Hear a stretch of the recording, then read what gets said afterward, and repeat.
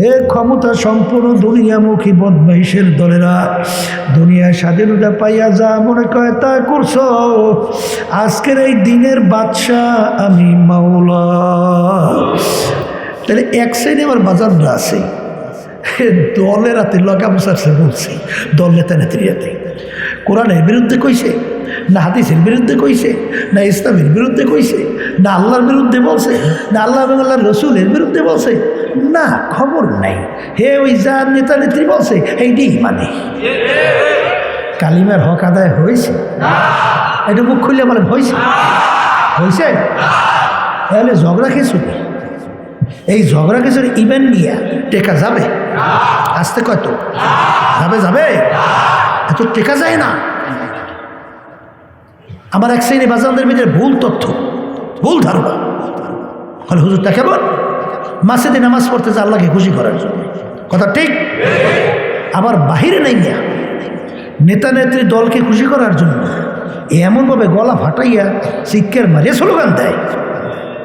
আবার স্লোগান দেয় আমার নেতার চরিত্র ফুলের মতো পবিত্র, নামাজ পড়েন একক তো, দাঁড়াই দাঁড়াই করে পড়ছা, শেষদা তো দেয় না।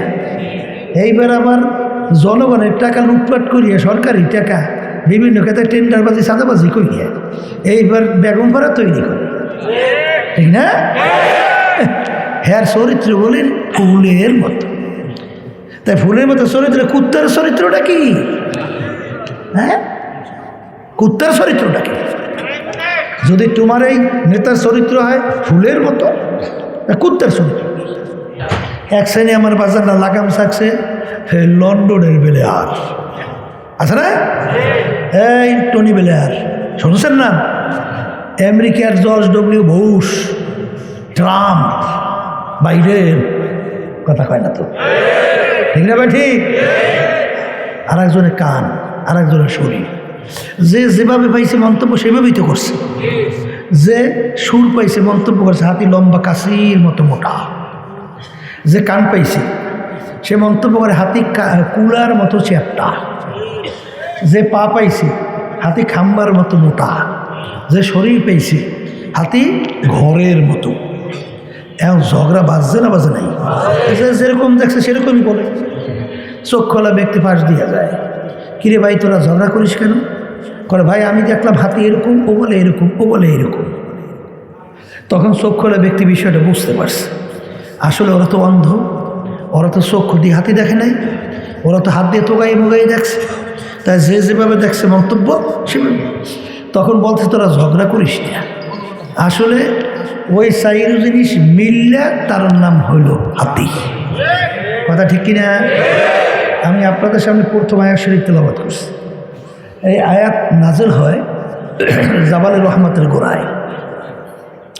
আল্লাহ নবী সাল্লাল্লাহু আলাইহি ওয়াসাল্লাম তার বাহনের উপরে দাঁড়াইয়া প্রায় 100 লক্ষ সাহাবায়ে কেরামদের উপস্থিতিতে এই আয়াত শরীফ তেলাওয়াত করে শোনাইছিলেন।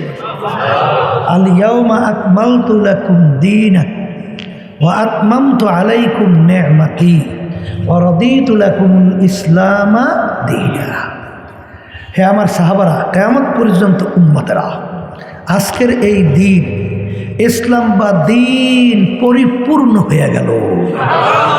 সবাই বলি সুবহান। তাই দিন কি বলেন? পরিপূর্ণ বলেন দিন। এখন অনেকে বলতে পারেন হুজুর এখন দেখি রাত্র, তা আপনি দেখুন দিন, কথা ঠিক নেবে? ঠিক। এই রাত্র দিন না, দিন কাকে বলে এটা বোঝা লাগবে। শোনেন হাদিস জিবরাইল আপনারা তো জানেন, আল্লাহ রাসূল সাল্লাল্লাহু আলাইহি ওয়াসাল্লাম সাহাবায়ে কেরামদের নিয়ে বসা। ওমর ফারুক রাদিয়াল্লাহু তাআলা আনহু তিনি ওই মজলিসের মধ্যে ছিলেন। সাহাবায়ে কেরামরা বলতেছেন এক ব্যক্তি আসছে, কিন্তু ব্যক্তিকে আমরা কেউ চিনি না, ব্যক্তিকে আমরা কেউ চিনি না। ব্যক্তি মদিনা শরীফের লোক না, যদি মদিনা শরীফের হতো আমরা চিনতাম। আর ব্যক্তি মুসাফিরও না, যদি মুসাফির হতো তাহলে তার সঙ্গে কিছু আলামত চিহ্ন থাকতো। কিন্তু তার শরীরের ভিতরে পোশাকাদি একেবারে সাদা দবদবে, মাথার ভিতরে চুলগুলো একেবারে কালা মিসমিসে সাজানো গোছানো। আগন্তুক ব্যক্তি আইসা সরাসরি যাইয়া আল্লাহর হাবিব সাল্লাল্লাহু আলাইহি ওয়াসাল্লাম তার হাঁটু মোবারকের সঙ্গে হাঁটু মোবারক মিশিয়ে বসছে। আচ্ছা, অন্য রয়াতের ভিতরে আসছে আল্লাহ রাসূল সাল্লাল্লাহু আলাইহি ওয়াসাল্লামের দুই হাঁটুর উপরে হাত রাখছে।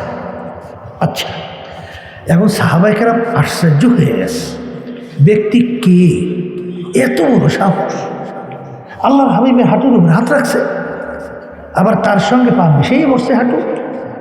কিন্তু যেহেতু আল্লাহ রাসূল সাল্লাল্লাহু আলাইহি ওয়াসাল্লাম কিছু বলেন না, সাহাবায়ে কেরাম আদব, তারাও কিছু বলে না। আচ্ছা, তাহলে বোঝা গেল যেই ব্যক্তির সঙ্গে আল্লাহ রাসূল সাল্লাল্লাহু আলাইহি ওয়াসাল্লামের সঙ্গে আগে থেকেই পরিচয় আছে। কথা বলে না কেন? আচ্ছা, একটা অপরিচিত লোক আপনার গাড়ির ভিতরে এসে ঢেসে ডইলে ডইলে করে বসতে পারে? তাহলে বোঝা গেল যে ডইলে বইলে বসে, বোঝা থেকে আগে থেকেই পরিচয়। এখন সাহাবায়ে কেরাম কিছু বলেন না, এই আল্লাহ রাসূল সাল্লাল্লাহু আলাইহি ওয়াসাল্লাম কিছু বলেন না, তাকাই আছে। আগন্তুক ব্যক্তি আইসা আল্লাহ রাসূল সাল্লাল্লাহু আলাইহি ওয়াসাল্লামকে তিনটা প্রশ্ন করছে। কয়টা?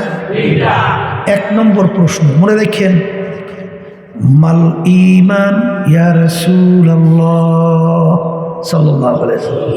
আল্লাহ রাসূল সাল্লাল্লাহু আলাইহি ওয়াসাল্লাম ঈমান কাকে বলে? আল্লাহ রাসূল সাল্লাল্লাহু আলাইহি ওয়াসাল্লাম ঈমানের সংজ্ঞা দিলেন, কালিমাতু লা ইলাহা ইল্লাল্লাহ মুহাম্মাদুর রাসূলুল্লাহ, শাহাদাত লা ইলাহা আশহাদু আল্লা ইলাহা ইল্লাল্লাহ ওয়া আশহাদু আন্না মুহাম্মাদান আবদুহু ওয়া রাসূলুহু। এই বিভিন্ন কায়দায় ফেরেশতাদের ঈমান আনা, বেহেশত জাহান্নামের ঈমান আনা, এরকম প্রায় 6টা না কয়টা বিষয়ের উপরে ঈমানের কথা বলছে। কথা ঠিক না ঠিক? আচ্ছা, যখন উত্তর দিলেন প্রশ্নকারী বলতেছেন, সাদাকাতা ইয়া রাসূলুল্লাহ, হে আল্লাহ রাসূল সাল্লাল্লাহু আলাইহি ওয়াসাল্লাম, আপনি ঠিকই বলছেন। আপনি কি উত্তর? এখন সাহাবায়ে কেরাম বলতেছেন, আমরা আশ্চর্য হয়ে গেছি। প্রশ্নকারী প্রশ্ন করে না জানলে জানার জন্যে, কিন্তু প্রশ্নকারী প্রশ্ন করার পরে উত্তর শোনার পরে বলতেছে আপনি ঠিক বলছেন। এর অর্থ কি? আগে থেকেই প্রশ্নকারী উত্তর জানে। আচ্ছা, দ্বিতীয় প্রশ্ন, মাল ইসলাম ইয়া রাসূলুল্লাহ, আল্লাহ রাসূল সাল্লাল্লাহু আলাইহি ইসলাম কাকে বলে?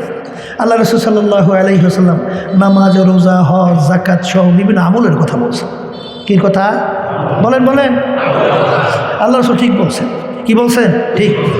3 নম্বর প্রশ্ন, মাল ইহসান ইয়া রাসূলুল্লাহ, আল্লাহ রাসূল সাল্লাল্লাহু আলাইহি ইহসান কাকে বলে? আল্লাহ রাসূল সাল্লাল্লাহু আলাইহি ওয়াসাল্লাম উত্তর দেয়, আন তা'বুদাল্লাহা কাআন্নাকা তারাহু ফা ইন লাম তাকুন তারাহু ফা ইন্নাহু ইয়ারাক। এমনভাবে তোমরা আল্লাহর ইবাদত করো গোয়াকে মনে হয় যেন তোমরা আল্লাহকে দেখতেছো। ওই অবস্থা যদি তোমাদের ভিতরে তৈরি না হয়, অন্তত এতটুকু খেয়াল করো যে আল্লাহকে আমি দেখি না, কিন্তু আল্লাহ তো আমাকে দেখে। আল্লাহ তো আমাকে দেখে। এই হাদিসের ব্যাখ্যা মুহাদ্দিসিন কিরাম পড়াইতেন। আব্বাজার রহমাতুল্লাহি আলাইহি তার জবানে শুনছিলাম যে চক্ষুওয়ালা আসামি যখন জজের সামনে দাঁড় হয়, আদম সহকের দাঁড় হয় না সিনা টান করিয়া? আচ্ছা, কারণ কি? জজকে দেখে, জজ তাকে দেখে। কথা ঠিক কিনা? আচ্ছা, অন্ধ আসামি যখন জজের সামনে দাঁড় হয়, অন্ধ কি দেখে? কিন্তু সে কি আদম সহকারে দাঁড় হয় না গলাটা আনছি না? কথা কয় না। যদি জিজ্ঞেস করে, হ্যাঁ অন্ধ, তুই এরকম জড়সড় ওই আদম সহকারে দাঁড় হইলি কেন? তুই কি জজকে দেখো? তখন অন্ধ কি উত্তর দেয়? যদিও নাকি আমার জজকে আমি দেখি না, কিন্তু আমার জজ তো আর অন্ধ না, জজ তো আমাকে দেখে, এর জন্য দাঁড় হয়েছে। কথা ঠিক কিনা? তা আল্লাহকে আমরা দেখি না, কিন্তু আল্লাহ তো আর অন্ধ না, আল্লাহ তো আমাকে দেখে। কথা ঠিক কিনা? তাহলে এই কথার মাধ্যমে আমি একটা কথা বুঝাতে চাই বাজানদেরকে। শোনেন, কোনো ইবাদত বলেন এই 2 নিয়মের বাহিরে কবুল হবে না। কয়টা? হয়তো আল্লাহকে দেখতেছি বলেন, অথবা আল্লাহ আমাকে দেখতেছি, এর বাহিরে কোনো ইবাদত কবুল হবে না। কথা ঠিক না? ঠিক। এই হাদিস কি সহি না গায়রে সহি? আসতে কয় তো সহি। এখন আল্লাহ রাসূল সাল্লাল্লাহু আলাইহি ওয়াসাল্লাম উত্তর দেওয়ার পরে, এই আগন্তুক ব্যক্তি বলতেছেন আল্লাহ রাসূল সাল্লাল্লাহু আলাইহি ওয়াসাল্লাম ঠিক বলছেন। এরপর আল্লাহ রাসূল সাল্লাল্লাহু আলাইহি ওয়াসাল্লাম চলে গেছে। না, ওই আগন্তুক ব্যক্তি চলে গেছে। সাহাবায়ে কেরাম টকবক হইয়া তাকাইয়া আছে। আল্লাহ রাসূল সাল্লাল্লাহু আলাইহি ওয়াসাল্লাম বলেন, সাহাবারা তোমরা ব্যক্তিকে কেউ চেনছো? বলে আল্লাহ রাসূল না, চিনি তো নাই। তখন আল্লাহ রাসূল সাল্লাল্লাহু আলাইহি ওয়াসাল্লাম বলেন, জিবরাইলু আতাকুম লিউআল্লিমাকুম দীনাকুম। সবাই বলেন সুবহানাল্লাহ। আল্লাহ রাসূল সাল্লাল্লাহু আলাইহি ওয়াসাল্লাম বলেন, জিবরাইল আমিন আসছে। কে আসছে? এই যে ব্যক্তিকে আসছে কেন? তোমাদেরকে দ্বীন শিক্ষা দেওয়ার জন্যে। বলেন, জিবরাইল আমিন আসছে কি শিক্ষা দেওয়ার জন্যে? তাইলে দ্বীন কয় জিনিসের নাম? 3 জিনিস। বলেন বলেন বলেন, কয় জিনিস? বলেন, ঈমান, ইসলাম, ইহসান। কথা ঠিক? এখন আমার ভাইদেরকে বলবো, শোনেন, কোরআনুল কারীম পরিপূর্ণ, দ্বীন পরিপূর্ণ, নবী শেষ, আর নবী আসবে? আচ্ছা, তাহলে নবী আর আসবে না, নবীও শেষ নবী। আচ্ছা, এখন আল্লাহ রাব্বুল আলামিন দ্বীনও পরিপূর্ণ করিয়া ঘোষণা দিচ্ছে। এখন আল্লাহ রাব্বুল আলামিন কোরআনুল কারীমের ভিতরে বলেন, ইয়া আইয়ুহাল্লাযীনা আমানু দুখুলু ফিস সিলমি কাফা। হে ঈমানদারেরা, যারা আমাকে বিশ্বাস করো, এই যারা আমার রাসূলের উপর ঈমান আনছো, যারা বেহেশত জাহান্নামকে বিশ্বাস করো, ফেরেশতাদের উপর ঈমান আনছো, আসমানি কিতাবের উপর ঈমান আনছো, তাকদীরের উপর ঈমান আনছো, তোমাদেরকে বলি এখন তোমরা দ্বীনের ভিতরে পুরাপুরিভাবে ঢুইকা যাও। আল্লাহ কাদেরকে বলছেন? বলেন কাদেরকে? আর বলছিলাম দ্বীন কি পরিপূর্ণ? বলেন, দ্বীনের ভিতরে দ্বীন পরিপূর্ণ। এখন আমার আব্বাজান রহমতুল্লাহ একটা কথা বলতেন, তুমি মসজিদের ভিতরে এক পা রাখছো, আর এক পা বাহিরে রাখছো। কেউ বলবে লোকটা পুরো মসজিদে, পুরো বাহিরে? বলবে মাঝামাঝি, ভিতরে ওটা বাইরে। 2 পা দিয়ে ঢুকছে পুরা, 2 পা দিয়ে বেরোইছে পুরা বেরোইছে। কথা ঠিক? এই আয়াতের শানে নজুল সবসময় মনে রেখে, আব্দুল্লাহ ইবনে সালাম রাদিয়াল্লাহু তাআলা আনহু তার শানে এই আয়াত নাযিল হইছে। হাসতাম সে মনে করি না, মন চাইলে যেরকম ইচ্ছা সেরকম চলা যাবে না। যাবে? কারণ মুসলমান শব্দের অর্থ কি? মুসলমান আরবি শব্দ। বলেন, মুসলমান কি শব্দ? ইংরেজ দিয়ে বলে সারেন্ডার। বলেন, আর বাংলা অর্থ হল আত্মসমর্পণ। আচ্ছা বলেন তো, কেউ যদি কারোর কাছে আত্মসমর্পণ করে, আত্মসমর্পণ নিয়ে নিজের ব্যক্তিগত বুদ্ধি চালাকি শক্তি চলে? যার কাছে করছে সে যেভাবে চলতে বলে এইভাবে চলার নামই কি? আত্মসমর্পণ। আর মুসলমান শব্দের অর্থ কি বলছি? বলেন, আত্মসমর্পণ। কবি এক কথা যাই বুঝাতে যে বলছিলেন, মুসলমানি বুয়াদ গরদান নেহাদান এনানে খুদ বাদাস্তে খাজাদাদান। ঘোড়ার মুখে যখন লাগাম লাগায়, সবারই হাতে লাগাম ছাড়াই। এখন ঘোড়ার নিজে ইচ্ছে মতো চলতে পারে? আর পারে? সবারই যেভাবে চালায় সেইভাবে চলতে হয়, এর বাইরে চলার শক্তি নাই। কথা ঠিক কিনা? তাহলে আমরা যারা মুসলমান দাবি করছি, কালিমা পড়েন না? আসতে কত কি পড়ছেন কালিমা? কালিমা তাইয়্যিবা লা ইলাহা ইল্লাল্লাহু মুহাম্মাদুর রাসূলুল্লাহ। কি পড়ছেন না পড়েন নাই? এখন কি পড়েন? লা মাখলুকা ইল্লাল্লাহ, লা মাশুকা ইল্লাল্লাহ, লা মাহবুবা ইল্লাল্লাহ। কি পড়েন না? পড়েন না? পড়েন। এই আল্লাহর বান্দারা, এখন লাগাম লাগাইছেন কালিমার, এখন কি কাজটা হইছে? লাগাম ছাড়ছেন কার হাতে? বুঝা করছেন না? না বুঝা? হ্যাঁ, এক শ্রেণী আমার বাজার না লাগাম ছাড়ছে লন্ডনের বেলেয়ার আছে না? এই টনি বেলেয়ার শুনছেন না?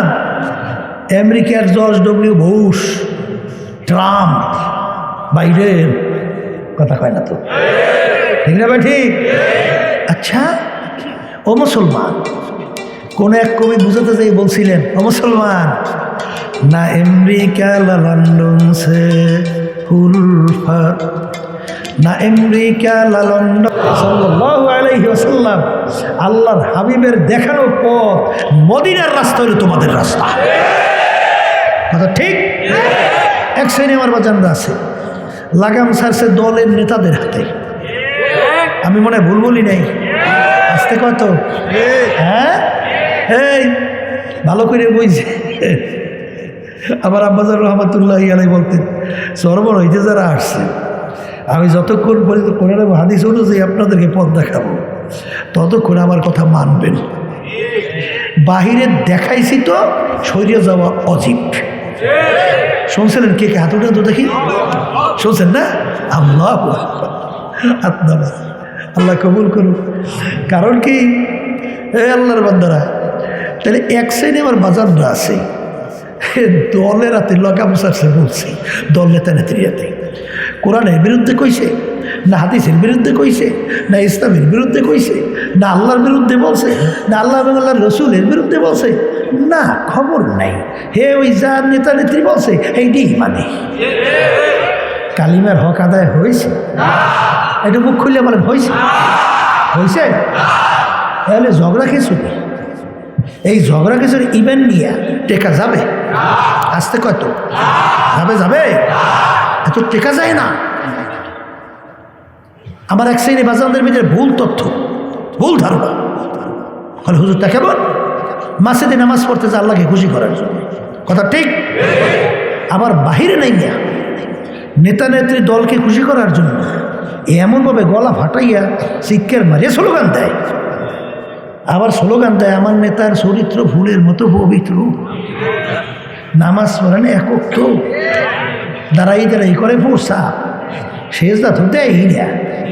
এইবার আবার জনগণের টাকা লুটপাট করিয়া, সরকারি টাকা বিভিন্ন ক্ষেত্রে টেন্ডারবাজি সাদাবাজি করিয়া এইবার বেগম ভাড়া তৈরি করে, ঠিক না? হ্যার চরিত্র বলেন ফুলের মতো।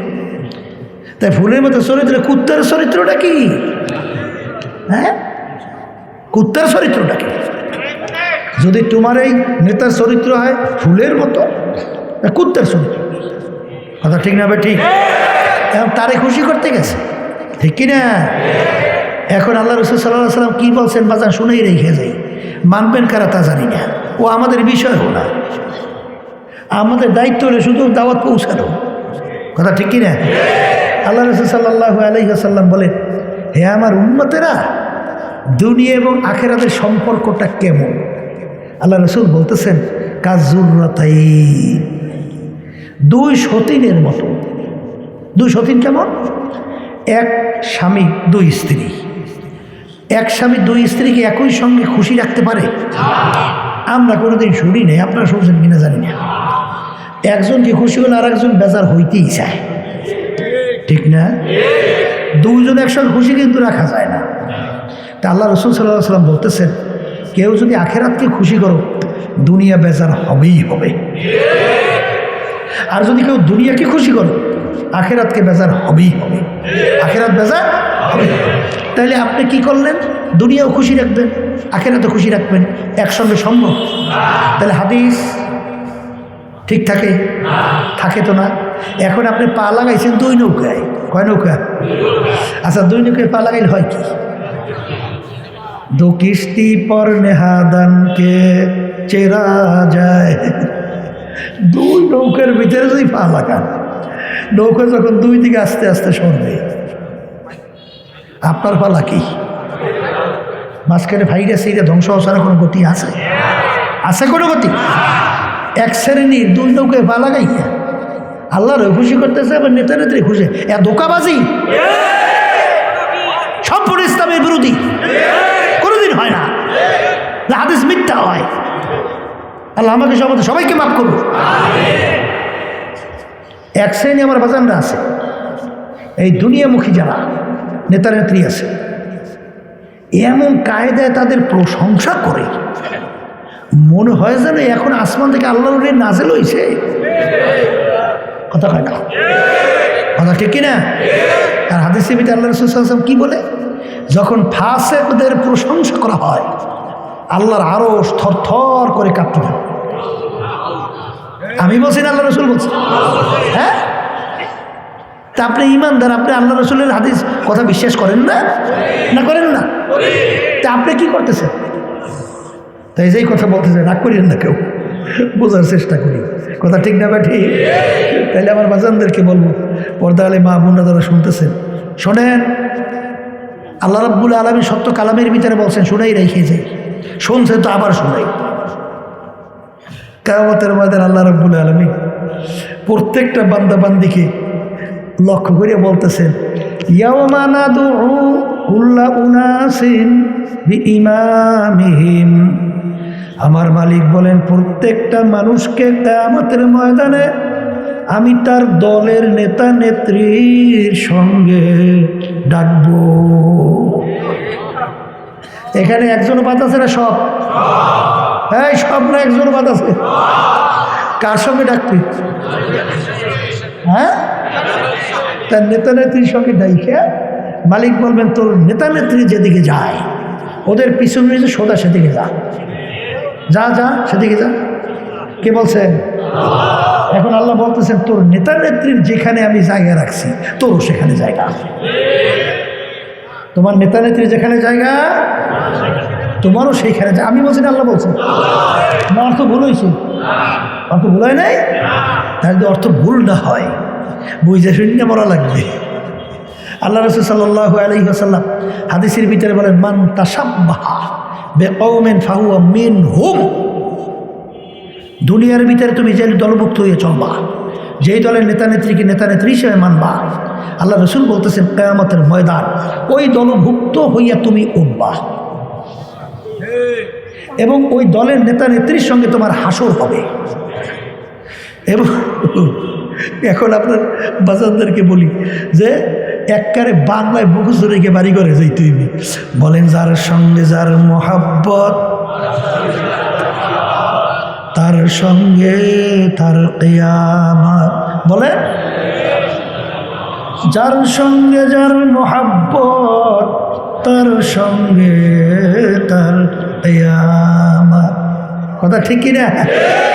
তাই বলছিলাম, উদখুলু ফিস সিলমি কাফা, দিনের ভিতরে পুরো ঢোকো। নির্দেশ কে করছে? এই আয়াতের শানে নজরুল বলছিলাম না, আব্দুল্লাহ ইবনে সালাম রাদিয়াল্লাহু তাআলা আনহু, তার শানে আয়াত নাজিল হয়েছে। তিনি প্রথম অবস্থায় ইহুদি ধর্মের লোক। ধর্মীয় উটের গোশত খাওয়া হারাম। আমাদের মুসলমান ধর্মে উটের গোশত খাওয়া কি হারাম না? তা ধর্মীয় যেটা হারাম, ঘৃণা আছে না? উন্নত মানে বাবুর্চি, উন্নত মানে মশলা, এই দিয়ে যদি কুত্তার গোশত কেউ পাক করিয়ে আপনার আমার সামনে নিয়ে আসা, এখানে মজলিসে কে আছেন খাইতে পারবেন? খাওয়া তো দূরের কথা, ও বমি আসতেছে দেখলি। কথা ঠিক না বেঠি? কারণ ওর প্রতি আমাদের কি না। তা আব্দুল্লাহ ইবনে সালাম রাদিয়াল্লাহু তাআলা ধর্মীয় হারাম যাচ্ছে, ঘৃণা আছে না? পরবর্তীতে মুসলমান হয়ে গেছে, ভালো করে বুঝছেন। পরবর্তীতে কি হয়েছে? কিন্তু ঘৃণা তো যায় নাই, ঘৃণা তো এখনো যায়। এখন মুসলমানদের ভাই, মুসলমান আমার ভাইরা, আমি যখন ইহুদি ধর্মের মধ্যে ছিলাম, ধর্মীয় উটের গোশত হারাম ছিল, খাই নেই। এখন মুসলমান ধর্মের ভিতরে মুসলমান হয়ে গেছি, উটের গোশত হালাল। আমি ওটাকে হালাল জানি, ওটাকে হালাল জানি, কিন্তু যেহেতু কোনো দিন খাই নেই, এই জন্য আমার খাইতে একটু ঘৃণা লাগে। তোমরা খাও, খাইতে কি লাগে? হালাল কিন্তু জানছে, বলেন হালাল কিন্তু জানছে, খাইতে কি লাগে? এতটুকু শব্দের পরিপ্রেক্ষিতে আল্লাহ রাব্বুল আলামিন এই আয়াত নাযিল করছে।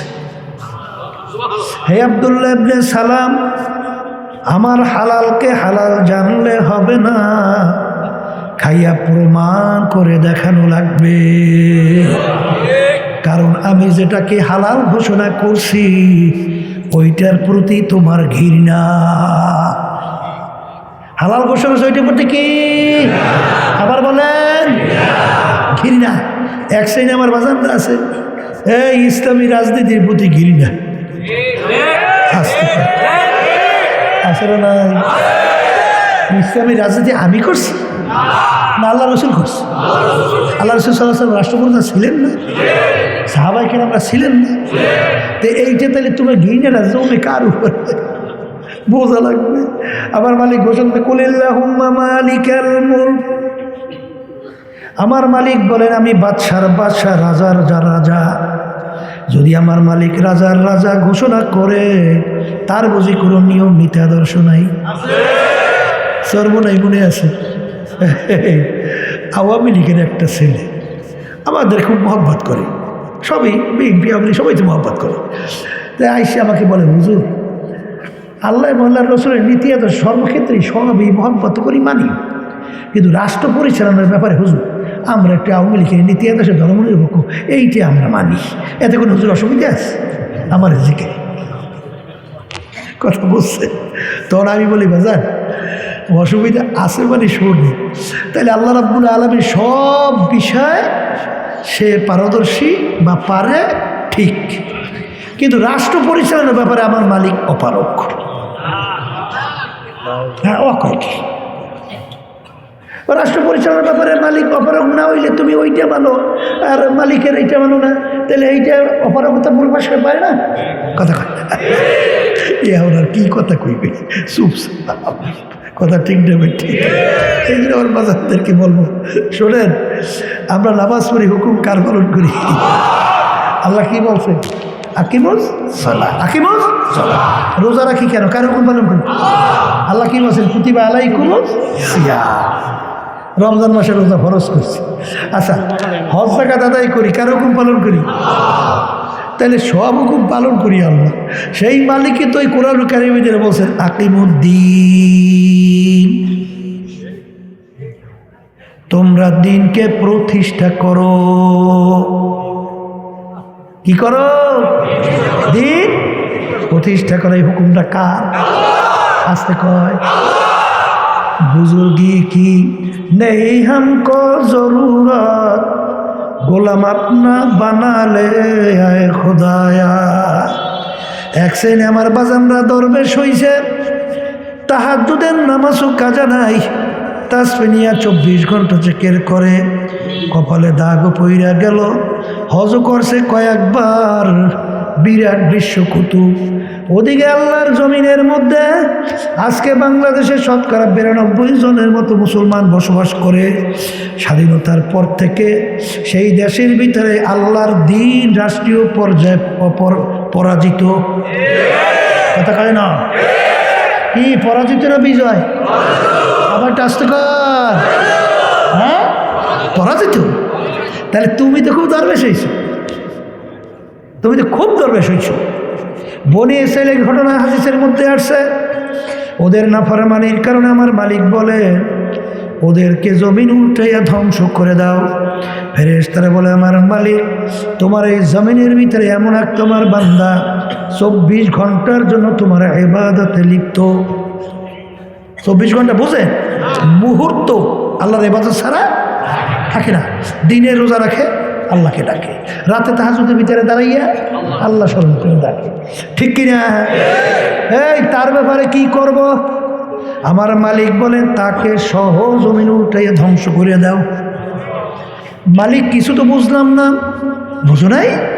আমার জমিনের মধ্যে এত আমার বিরুদ্ধাচরণ চলছে, ইসলামের বিরুদ্ধাচরণ চলছে, আমার নবীর বিরুদ্ধাচরণ চলছে, এত অন্যায় এত অবিচার চলছে।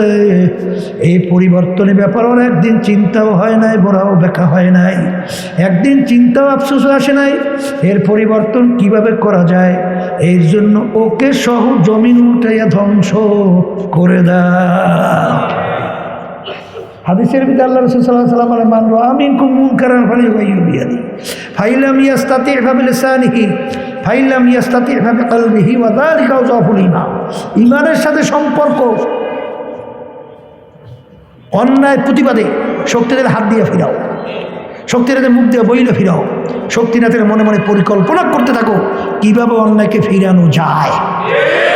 এখানে কিন্তু অনেকে বলে ঘৃণা করো, আগে বললেন ফিরাও, শেষের অবস্থানে ঘৃণা করে পাইলেন কই?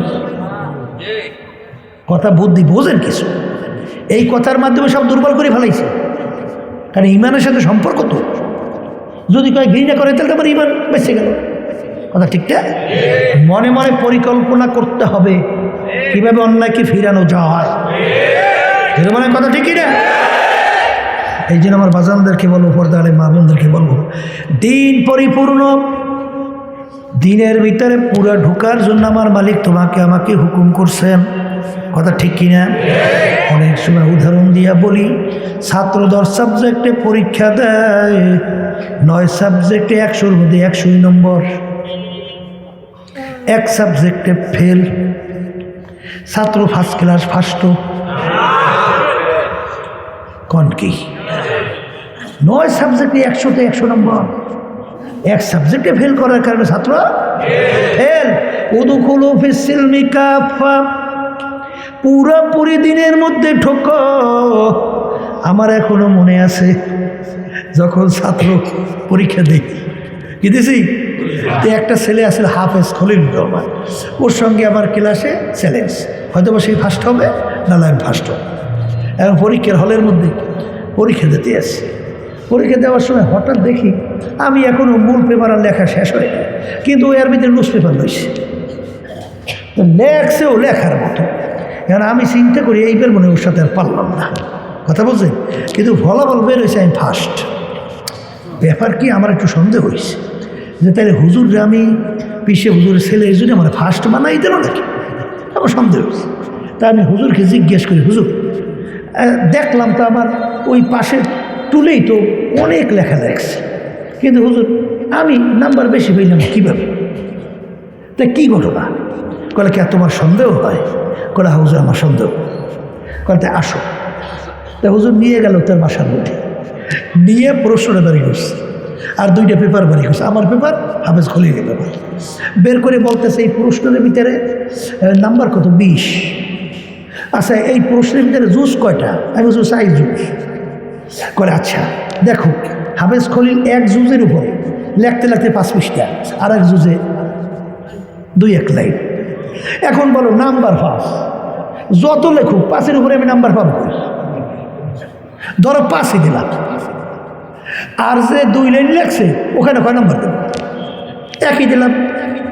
আর তোমারটা বাড়ি করে দেখো, প্রত্যেকটাই তুমি সমান সমান মোটামুটি লেখছো।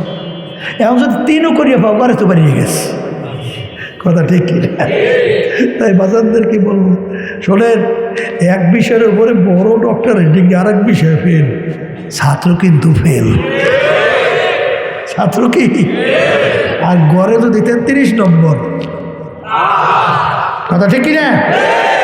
তাহলে দিন পরিপূর্ণ, দিনের ভিতরে পুরো ঢোকার জন্য আল্লাহ কি বলছেন? বলছে না? আসতে কয়তো মনে হয় বোঝে নাই, কি বলছে না? বল নাই। এখন ভাইদেরকে বলি, পর্দা আলে মা বোনরা যারা শুনতেছেন, নবী কিন্তু শেষ নবী, নবী কিন্তু আর দ্বিতীয় আসবে না। কোরআনুল কারীমের ভিতরে কোনো পরিবর্তন আসবে না, দিনের ভিতরে কোনো পরিবর্তন আসবে না। উদখুলু ফিস সিলমি কাফা। আমার আব্বাজান রহমাতুল্লাহি আলাইহি বলতেন, বাজান আমার মালিক বলছেন, ওয়ালা তামুতুন্না ইল্লা ওয়া আনতুম মুসলিমুন, খবরদার মুসলমান না হইয়া কেউ মরিও না। আমার ভিতরে যদি দিনের কোনো একটা অংশ কমতি থাকে, দয়া মায়া করে তোমরা আমাকে ধরাইয়া দাও, কারণ আল্লাহ বলছেন মুসলমান না হইয়া কবরে আইসো না। কিন্তু বাজান রে, আসলে যাদের চিন্তা তারাই চেষ্টা, যাদের চিন্তা নাই চেষ্টাও নাই, অনেকে কিন্তু আনন্দে আশার সাগরের ভিতরে হাবুডুবু খায়। কিসের আশা? এই আমার মালিক এক কায়দা করিয়া মাফ করবি, এক কায়দা করিয়া, এই আশা থাকা ভালো, আশা থাকা কি আবার কর না, কিন্তু এই আশাটা থাকা ভালো, ধৈর্যও তো বসতে পারে, আসতে পারে ধৈর্যও তো। এই জন্য আলী রাদিয়াল্লাহু তাআলা বলছিলেন, আল ঈমানু বাইনাল খাউফি ওয়ার রাজা, ঈমান হলো আশা এবং নৈরাশা মাঝখানের অবস্থানের নাম হলো ঈমান। ভয়ও যেরকম থাকা লাগবে, আশাও সেরকম প্রবল থাকা লাগবে। ওমর ফারুক রাদিয়াল্লাহু তাআলা আনহু তিনি বলছিলেন, কিয়ামতের ময়দানে যদি এই ঘোষণা হয় সমস্ত লোক জাহান্নামী, একটা লোক বেহেশতি, আল্লাহর রহমতের দিকে তাকালে আমার বুক ভরা আশা হয় সেই লোকটা আমি ওমরও হইতে পারি। এর চেয়ে বড় আশা থাকে? আসতে কয়। আবার ভয় কেমন করছিল, যদি কিয়ামতের ময়দানে ঘোষণা হয় সমস্ত লোক জাহান্নামী, সমস্ত লোক বেহেশতি, একটা লোক জাহান্নামী, আমার ভয় হয় সেই লোকটা আমি ওমরও হইতে পারি। আল ঈমানু বাইনাল খাউফি ওয়ার রাজা। ঈমান বলা হয় আশা নৈরাশা, এর মাঝখানে অবস্থানের নাম হলো ঈমান। এ কবরের যাত্রীরা, আশায় মুখ ভাসালে হবে না, আশাও থাকা লাগবে, ভয়ও থাকা লাগবে। আমাদের ইমামুল আযম আবু হানিফা রাহমাতুল্লাহি আলাইহি নাম শুনছেন? হ্যাঁ, এই 40 বছর পর্যন্ত এশার ওযু দিয়া ফজরের নামাজ আদায় করছে। কত বড় আবেগ! দুনিয়ায় থাকা অবস্থায় 99 বারের মতো আল্লাহর সঙ্গে স্বপ্নের ভিতরে সাক্ষাৎ হয়েছে। কি বুঝলেন? ইমামুল আযম আবু হানিফা রাহমাতুল্লাহ আলাইহি তাহাজ্জুদের নামাজে দাঁড়াইয়া নামাজ পড়ে আয়াত শরীফ সামনে তেলাওয়াত আইসা গেল, ওয়ামতাজুল ইয়াওমা আইয়ুহাল মুজরিমু। আমার মালিক কিয়ামতের ময়দানে যেদিন কহারিয়া সেপাত নিয়া যখন ঘোষণা করবে লিমানিল মুলকুল ইয়াউম লিল্লাহিল ওয়াহিদিল কাহ্হার। হে ফেরাউনের দলেরা, নমরুদের দলেরা, হে সাদ্দাদের দলেরা, হে ক্ষমতা সম্পন্ন দুনিয়ামুখী বদমাইশের দলেরা, দুনিয়ায় স্বাধীনতা পাইয়া যা মনে করে তা করছো, আজকের এই দিনের বাদশাহ আমি মাওলা। পারলে আমার বাদশাহী থেকে ভাইগা যাও। আমার মালিক যখন কহারিয়া সেপাত নিয়া ডাক দেবে, এমন গোস্বাম নবীরা পর্যন্ত ভয় নৈরাশ নাউজুবিল্লাহ অস্থির হইয়া উম্মতের কথা বলবে নাফসি নাফসি, মালিক তুমি আমাকে বাঁচাও, মালিক তুমি আমাকে বাঁচাও। রব্বার ইয়াকুল ইব্রাহিম খলিলুল্লাহ হি নাফসি, মূসা কালিমুল্লাহ হি নাফসি, ঈসা রূহুল্লাহ হি নাফসি। একমাত্র আপনার আমার নবী মুহাম্মদুর রাসূলুল্লাহ সাল্লাল্লাহু আলাইহি ওয়াসাল্লাম সিজদায় পড়ে বলবে, রব্বি হাবলি উম্মতি, রব্বি হাবলি উম্মতি। বাজান যত ডাক্তার কবিরা চেষ্টা করুক না কেন, যত সেলাইন পুশ করুক না কেন, রাখতে কিন্তু আর পারবে না। এ বড় লোক আমার বাবারা, হে ক্ষমতা সম্পূর্ণ আমার বাবারা, হে পর্দার আড়ালের মা বোনেরা, বাজান করোনা ভাইরাসের সময় বাংলাদেশের ভিতরে বড় ধনীদের ভিতরে একজন বাজান যমুনা গ্রুপের মালিক যখন করোনা ভাইরাসে আক্রান্ত হয়ে গেল, শ্বাস টানতে ছাড়তে যখন কষ্ট হয়, ডাক্তারকে ডাক দিয়া বলে, ডাক্তার তুমি যদি আমার শ্বাস টানা ছাড়ার ব্যবস্থা করতে পারো, কাগজ কলম নিয়ে আসো, সমস্ত সম্পদ তোমাকে লেখা দেব। কিন্তু ডাক্তার হাজার লক্ষ চেষ্টা করার পরেও আর শ্বাস টানা ছাড়ার ব্যবস্থা করতে পারে নাই। হে কবরের যাত্রীরা, একটু চক্ষু বন্ধ করো, তারপর মোরাকাবা করো, তারপর কবরে রওনা করো। বাজার আরে দৈনন্দিন খবর নিয়ে দেখো, কিছুদিন আগেও এই রোডের ভিতরে আমি যখন যাই, বাজার একটু আগে পিছনে থাকার কারণ ছিলাম, আরে যখন যাওয়ার পরে শুনি যে বাস গাড়ি আইসে কয়েকটা গাড়ির উপর আঘাত করে স্পটে 6 জন মারা গেল। এরকম দৈনন্দিন তোমাদের এই মোড়েও বাজার কত সেদিনকারও কয়েকজন যুবক হুন্ডা অ্যাক্সিডেন্টে মারা। আরে ওই যে সদরঘাট থেকে বরগুনাগামী লঞ্চ ছাড়লো, যখন নদীর ভিতরে লঞ্চে যখন আগুন ধরে গেল, যুবক ছেলে আগুনের ভিতরে আটকে পইরা বাপের কাছে মোবাইল করে, আব্বা জান দেখা হবে কিয়ামতের ময়দানে। আর বাপের সঙ্গে দেখা করতে পারে নাই। হে কবরের যাত্রীরা, হে আমার বড়লোক বাবারা, হে ক্ষমতা সম্পন্ন আমার বাবারা, হে ধনী আমার বাবারা, মনে করছো আমরা হুজুরেরা কিছু বুঝি না? বাজার বইরা শুনে কিন্তু আল্লাহর ফজলের টুপি মাথায় রাখছি, বইজা শুনে লম্বা জামা গায়ে রাখছি, বইজা শুনে দাঁড়িয়ে রাখছি, 5 ওয়াক্ত নামাজ আল্লাহর ফজলে হুঁশ থাকতে ছাড়ি না, হারাম হালাল তমিজ কইরা খাই চলি।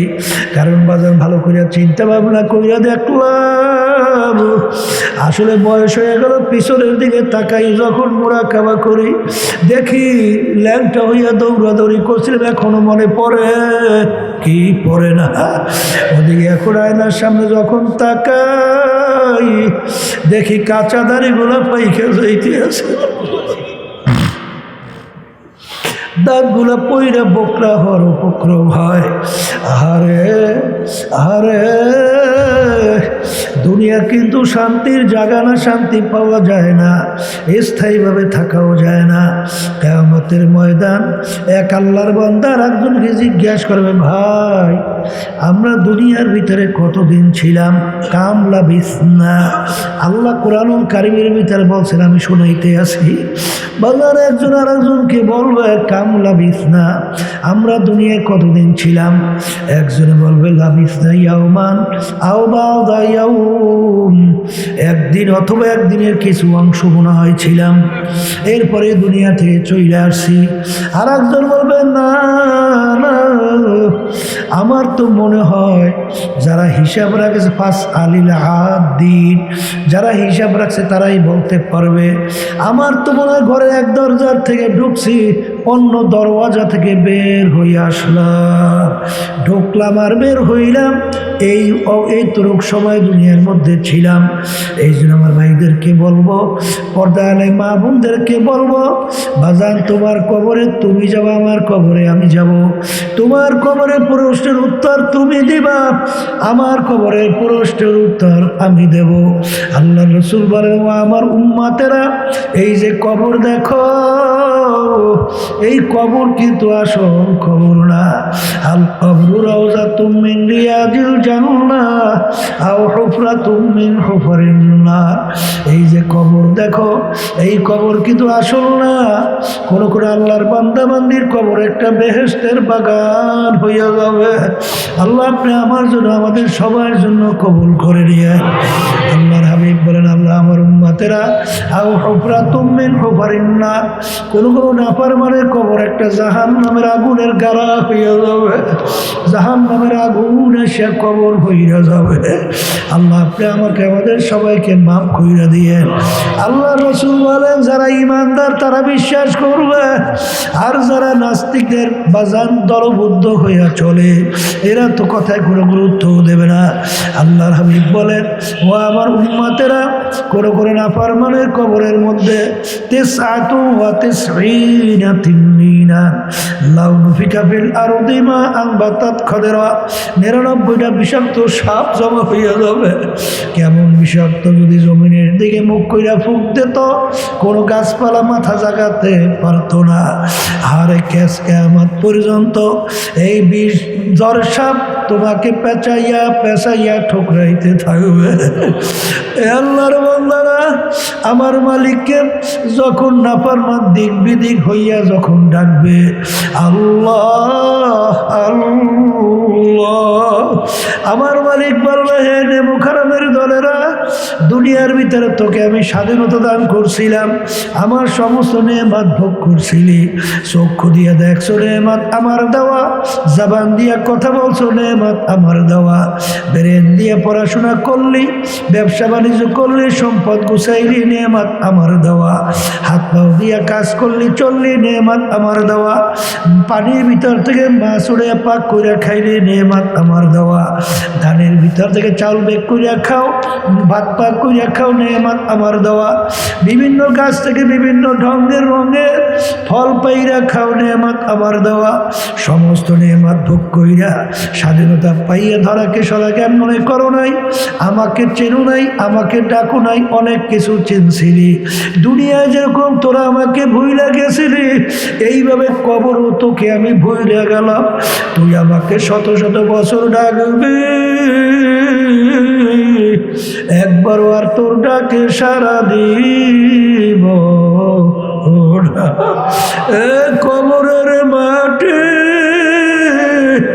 নাফরমানকে দুই পাশ থেকে এমন ভাবে চাপ মারো, এক পাজরে হাড্ডি অন্য পাজরের মধ্যে মিশিয়ে দাও।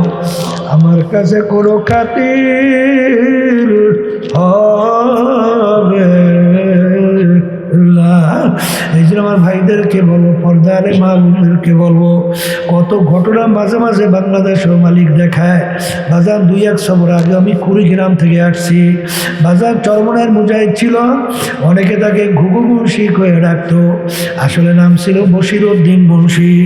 বাজার দুনিয়া থেকে বিদায় নিয়ে কবরে যাওয়ার পরে 32 বছর পরে নদীর ভাঙ্গলে যখন তার কবর ভেঙে গেল, কাপড়ের কাপড় সব লাশ তাজা বের হয়ে আসলো।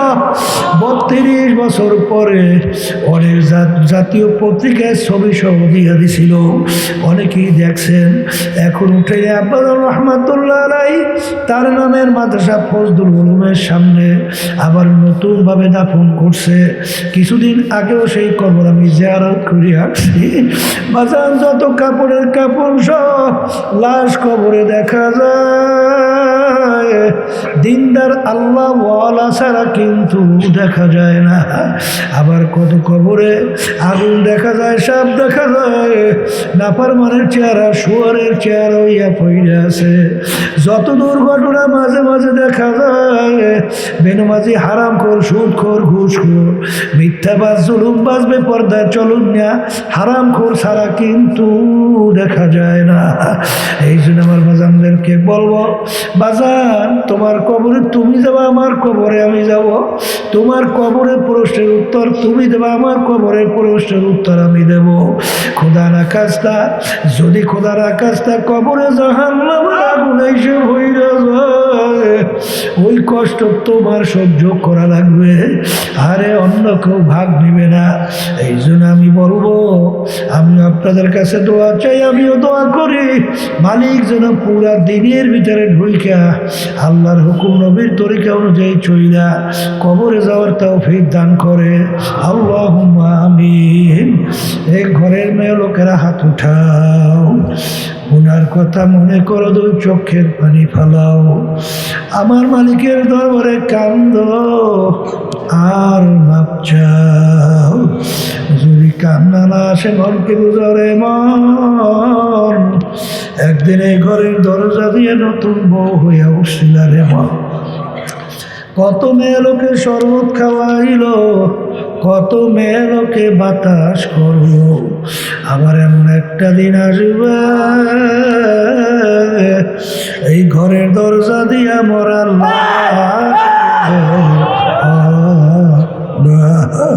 ছেলে কান্দে মামা করে, মেয়ে কান্দবে মামা